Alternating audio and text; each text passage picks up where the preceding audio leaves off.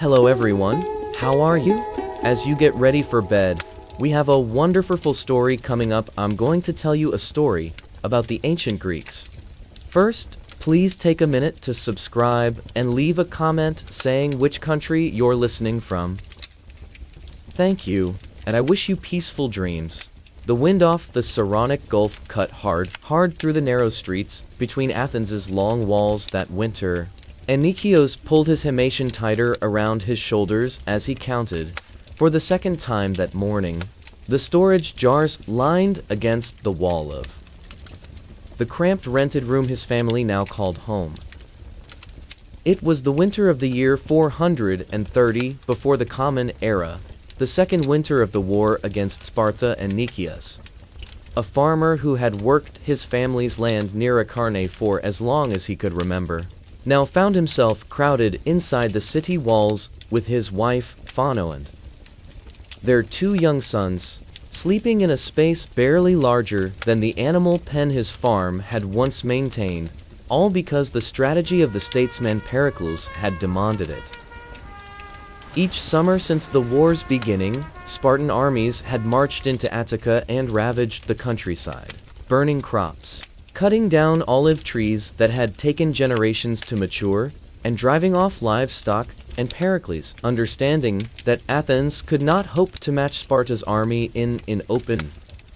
battle on land, had instead persuaded the citizens of Attica to abandon their farms entirely during the invasion months to shelter behind Athens' walls and along the fortified corridor to the port of Port Iorius, and to rely instead on the city's navy and its access to grain shipped in from across the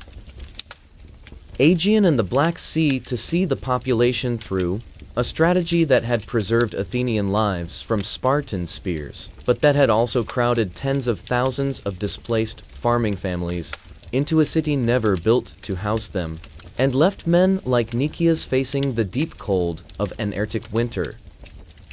with none of the stores his own farm would ordinarily have provided. His sons, Philon aged 9 and Demos aged 6, sat near the small brazier that provided the room's only heat, feeding it carefully rationed pieces of charcoal that Nikeas purchased at a price considerably higher than he would have paid in ordinary times, since the countryside's wood and charcoal production had been as disrupted by the war as everything else touching rural Attica. Phano, working at a small hand mill in the corner, ground the household's ration of barley into coarse meal for the day's bread, a task that in better years had belonged to a household slave they no longer possessed, sold along with most of the family's other property in the difficult adjustments the war had forced upon them. Nikeas watched her work and felt, as he often did in these crowded winter days, particular ache of a man whose entire understanding of himself as provider and farmer had been upended by forces entirely beyond his control, since a farmer separated from his fields through an entire growing season,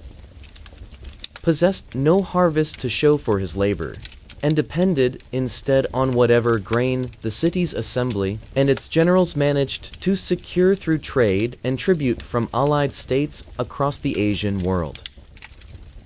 The storage jars Nikeas had counted that morning, called pithoi in the common speech of Attica, represented the family's carefully hoarded winter provisions, secured through careful trading and the small wages Nikeas earned working occasional labor at the docks of Piraeus when the city's rowers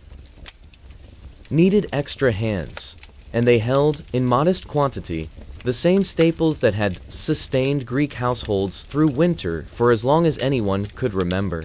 A jar of olive oil, pressed from the previous Ans Ham's harvest, before the Spartan invasion, had reached the family's own grove oil that served not merely for cooking, but for the household's lamps and for anointing the body, a use considered as essential to Greek notions of proper hygiene and civilized living at every level of society from the poorest laborer to the wealthiest citizen. A smaller jar of wine, mixed always with water, before drinking according to the custom that marked civilized Greek behavior against the unmixed drinking that Greeks associated, often unfairly, with barbarian excess. A store of dried figs and other preserved fruit, foods that required no elaborate preparation beyond the simple drying that Attic soon provided abundantly through late summer, and a modest quantity of salted fish, purchased from the Piraeus markets, where catches from the Aegean's rich fishing grounds arrived daily, even through the difficult war years, since Athens' control of the sea, whatever troubles beset its land, remained largely unchallenged by a Spartan state, whose strength lay almost entirely in its army rather than its navy. It was Philon, the elder of the two boys, who broke the morning's quiet work with a question that had clearly been forming in his mind for some time, asking his father whether the family might attend the coming festival of the rural Dionysia, a celebration that in ordinary years marked one of the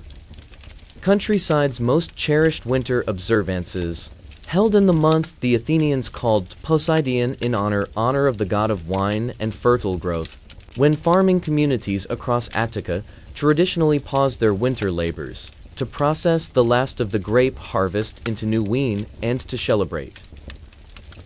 with processions, comic performances, and the particular boisterous good humor that Dionysian festivals encouraged, even among people who spent most of the year in serious and demanding labor. Nicias felt the familiar pang that any mention of his lost farmstead now produced, since the rural Dionysia belonged, as its name suggested, to the countryside villages and demas scattered across Attica, rather than to the crowded city itself, celebrated in each local community, according to its own customs and resources. And a family displaced from its deme, its local community and ancestral home, could not simply attend a festival that depended entirely on the particular land, shrines, and neighbors that war had placed beyond safe reach. He explained to his son, gently but honestly, that this year's Dionysia, like the previous years, would likely pass without their own family's participation in the countryside celebrations they remembered, though he added, seeing the boy's evident disappointment, that Athens itself maintained its own winter festival traditions, that even displaced families, crowded within the walls, might still observe in some fashion, since this city's religious calendar provided regular occasions, throughout even the hardest winter months, for communities to gather, honor the gods, and find some measure of shared warmth and celebration against the season's cold and hardship. He mentioned, in particular, the approaching festival of the Lenaia, held in the month of Gamilion and dedicated, like the rural Dionysia, to Dionysus, but celebrated within Athens itself with dramatic competitions that drew citizens from across the crowded, war-strained city into the theater for performances that offered, whatever the difficulties of that particular winter, genuine entertainment and a reminder that the community's cultural and religious life continued despite the disruptions Spartan armies had inflicted upon its agricultural foundations. Demos, the younger boy, asked whether there would be food at such a festival, a question that made both his parents exchange a brief, weary smile, since a child's priorities in matters of festival attendance remained, war or no war, refreshingly consistent across every difficulty that had reshaped his family's circumstances that winter. Nicias left the room shortly after this conversation, bound for the Agora, Athens' great central marketplace, where he hoped to trade a small quantity of the family's remaining oil surplus for additional grain, a transaction that had become a regular part of his winter routine as the household worked to balance its dwindling stores against the months of cold weather still stretching ahead before spring planting, whenever spring planting might again become possible. For a family whose fields lay in territory the war had rendered dangerous to work. The walk from his family's rented room to the agora took him through streets, considerably more crowded than the Athens of his childhood memories, since the wartime displacement of the rural population had swollen the city's ordinary population well beyond its comfortable capacity, filling not only proper houses, but also, as Nikias had heard from other displaced farmers, he had come to know through the shared hardship of that first difficult winter, the sacred precincts and public spaces that peacetime custom would never have permitted such crowded habitation to touch, a measure of just how severely the war had strained even Athens' considerable resources and civic organization. The agora itself, despite the general hardship gripping the city, retained much of its ordinary bustling character, since even a population under wartime strain still required the daily business of buying, selling, and trading that had defined Greek civic life for centuries, and Nikias made his way among the stalls with the practiced efficiency of a man who had, out of hard necessity, become considerably more skilled at market bargaining than his years as an independent farmer had ever required him to be. He found the grain merchant he usually dealt with, a man named Kleitos, whose stall occupied a corner near the temple of Hephaestus, and the two men fell into the familiar rhythm of negotiation, Nikias offering his oil at a price he judged fair given in the season's general scarcity, Plato's countering with the practiced skepticism every merchant brought to such exchanges, until they settled, after several minutes of good-natured haggling, that both men understood as much a social ritual as a genuine economic negotiation, on a trade that left Nikias with enough additional barley to extend his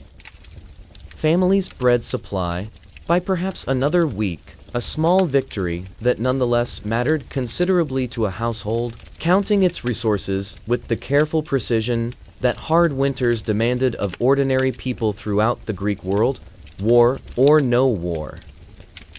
It was as this transaction concluded that Kleitos, lowering his voice slightly in the manner of a man about to share information he considered worth the confidence, mentioned to Nikias a piece of news that had reached the agora only that morning, news concerning a grain ship recently arrived at Piraeus from the Black Sea coast, a vessel whose captain, according to the rapidly spreading market gossip, had brought with it not merely the expected cargo of wheat, but also disturbing reports from the eastern trading routes, reports that suggested the coming spring might bring complications to Athens's grain supply considerably more serious than the ordinary difficulties of a city already strained by 2 years of war, complications that Kleitos, with the particular anxiety of a merchant, whose livelihood depended entirely on the reliable flow of goods through Piraeus harbor, seemed reluctant to discuss in full detail amid the open bustle of the agora, suggesting instead that Nikias might learn more if he cared to visit the harbor himself before the day's business concluded. Nikias, whose farming background had never given him particular reason to concern himself with the details of maritime trade before the war had upended his ordinary life, nonetheless understood well enough, after 2 years of displacement and dependence on the city's grain imports, exactly how much his family's survival now hinged on exactly the kind of trade routes Kleitos seemed reluctant to discuss openly, and he decided, weighing the walk against the value of information that might affect his household's winter planning, to make his way down to Piraeus before returning home, a journey that took him along the fortified corridor between the long walls that connected Athens to its port, a stretch of road crowded, as it nearly always was in these war years, with the ordinary traffic of a city entirely dependent on the sea lane its walls protected. The port of Piraeus, when Nikias reached it after a walk of some 40 minutes, presented its usual scene of controlled chaos, merchant vessels crowded along the harbor's stone quays, dock workers moving cargo with the practiced efficiency of men whose livelihoods depended on speed and reliability, and the general atmosphere of a trading hub that connected Athens to markets stretching from the Black Sea's grain-rich coasts to the wine and oil-producing regions scattered across the Aegean and beyond. He found, without much difficulty, the ship Cleitos had mentioned, a broad merchant vessel of the type Greek sailors called a holkas, built for cargo capacity rather than speed, and he approached a group of dock workers unloading its wheat cargo, asking, with the directness of a man who had learned, during 2 years of hardship, that useful information rarely came to those too polite to ask for it plainly, what news the ship's crew had brought regarding conditions along the Black Sea trade routes that had so evidently unsettled Cleitos. Apparently, a considerable portion of the agoras merchant community that morning. One of the dock workers, a weathered man who introduced himself as having sailed on the very ship, now being unloaded, told Nicias what he knew, speaking with the particular authority of someone who had witnessed events firsthand, rather than merely heard them second-hand through the agora's rumor. That political unrest in one of the key grain-producing regions along the northern coast, driven by conflicts among local rulers whose territories supplied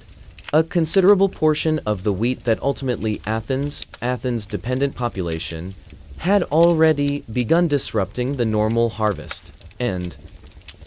shipping schedules that Athenian merchants relied upon, disruptions that, if they continued or worsened through the coming months, threatened to constrict exactly the kind of grain supply that a city already strained by 2 years of war and rural displacement could ill afford to lose, particularly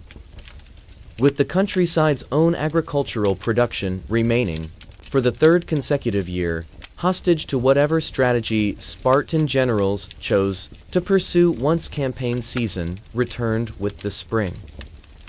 Nicias thanked the dock worker for his account and made his way back along the fortified corridor toward Ains with considerably more weight on his thoughts than he had carried on the outward journey, turning over the implications of what he had learned with the same careful calculation he applied to every decision touching his family's dwindling resources. A disruption to the Black Sea grain trade, layered atop the already severe strain that 2 years of Spartan invasions had placed on Attica's own agricultural production, threatened consequences that extended well beyond his own household's modest stores of oil and barley, consequences that could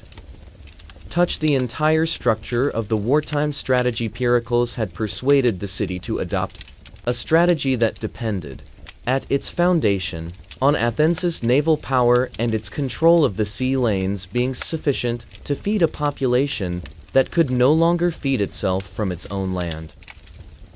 He understood, walking back through the crowded corridor with the winter's cold wind at his back, that whatever assembly meetings and strategic discussions such news would eventually provoke among the city's political leadership lay well beyond his own influence or control. But he understood too, with the sharper and more immediate concern of a father responsible for 2 growing sons, that his family's own winter planning would need to account for the real possibility that grain prices in the agora might rise considerably before spring arrived, a possibility that made the barley he had traded for that morning seem, in retrospect, a rather smaller victory than it had felt at the time. He found Fano still working at the hand mill when he returned, though she had made considerable progress through the morning's grinding, and he shared with her, in the quiet, measured tone the two of them had developed for discussing difficult news within earshot of their sons, what he had learned. At Piraeus, watching her face carefully for the reaction he had come to rely upon across their years of marriage, since Fano possessed a practical steadiness in matters of household management that had, more than once during their 2 difficult war years, proven considerably more clear-headed than his own more anxious calculations. She considered the news for a long moment before responding, and then suggested, with the particular pragmatism that hardship seemed to sharpen in her rather than diminish, that the family's best response lay not in anxious speculation about prices that might or might not rise, but in the more immediate and practical work of stretching their current stores as far as possible through techniques that her own mother had taught her, techniques common to farming households across Attica for generations precisely, because they had weathered countless difficult winters long before this particular war had made such careful management newly urgent for displaced families like their own. She began, that very afternoon, teaching Philon and Demos, alongside the ordinary chores she had already assigned them, the proper preparation of a simple grain porridge that Greek households called pisan, when made from barley, a dish that required a smaller quantity of grain to produce a filling meal than the bread their family had grown accustomed to eating daily, since bread, however preferred, consumed grain less efficiently than a slow-cooked porridge that could be stretched with water and flavored, when available, with a small measure of honey or a scrap of the salted fish still remaining in their stores. This shift toward more economical cooking, Fano explained to her sons as she worked, reflected wisdom that farming families throughout the Greek world had always understood even in years of ordinary peacetime abundance, since winter itself, war or no war, represented the season when careful households everywhere tested and proved the wisdom of their autumn preparations, and a family that had learned to manage genuine scarcity, she told them with a small, tired smile that nonetheless carried real conviction, would emerge from even the hardest winter with skills and habits that would serve them well long after the current war had finally, whenever that distant day arrived, come to its end. Word of the disrupted grain trade spread through Athens over the following days with the particular speed that anxious news always seemed to travel through a crowded wartime city, reaching not only the merchant community that dealt directly in such matters, but the broader population of ordinary citizens and displaced farmers whose daily survival depended, whether they had previously understood it clearly or not, on the same distant and fragile trade routes Nicias had learned of at Piraeus. The city's assembly, the great gathering of citizens that governed Athens's public affairs through direct debate and voting on the Nix Hill, overlooking the Agora, took up the matter within the week, and Nicias, though not among the citizens with sufficient standing or inclination to speak formally in such debates, joined the crowd of ordinary Athenians who gathered to listen whenever public business touched matters as vital as the city's food supply, understanding that whatever decisions emerged from that hillside gathering would shape his family's circumstances through the remainder of that difficult winter and potentially well beyond it. The debate, as Nicias understood it from his place among the listening crowd, turned on questions that connected directly to the broader strategy Pericles had championed since the war's beginning, questions about whether Athens' navy, already stretched thin defending trade routes and probing Spartan territory through coastal raids, possessed sufficient strength to secure the Black Sea grain route against whatever political disruption threatened it, and whether the city's treasury, drawn down by 2 years of war expenses and the ongoing cost of supporting a population swollen its peacetime capacity, could bear the additional expense that securing or diversifying the grain supply might require. Various speakers rose to offer their views, some arguing for immediate naval action to protect the threatened trade route, others cautioning that overextending the fleet risk leaving Athens' own coastline and the vital corridor to Piraeus dangerously exposed, and Nicias, listening to arguments that ranged across considerations of strategy, finance, and the practical realities of feeding a city that could no longer feed itself, found himself struck by how directly the abstract business of naval policy and treasury management connected, in the end, to the simple question of whether his own sons would have enough to eat through the remaining months of that hard winter. It was as this debate continued into its second day, with no clear resolution yet emerging from the Assembly's deliberations, that a development occurred which none of the gathered citizens, including Nicias himself, had anticipated: a sudden commotion at the edge of the Assembly as a messenger, evidently having run some distance in considerable haste, pushed through the crowd toward the speaker's platform carrying news that, judging by the immediate hush that fell across the hillside as word of his arrival spread backward through the packed assembly, concerned matters considerably more urgent and immediate than the ongoing debate over distant grain routes, news that would, within the hour, redirect the entire city's attention toward a crisis that Nicias, standing anxiously among his fellow displaced citizens on that cold winter hillside, could not yet begin to guess the shape, or the full consequences of. The messenger reached the speaker's platform and delivered his report to the presiding officials in a voice that, though pitched for their ears rather than the general crowd, carried enough on the winter air that fragments reached the nearest listeners and rippled backward through the assembly. Within moments, and Nicias, straining along with everyone around him to catch the substance of the news, learned that a fleet had been sighted approaching Piraeus from the direction of the open sea. A fleet whose identity remained an arton to the lookouts who had first spotted it, but whose size and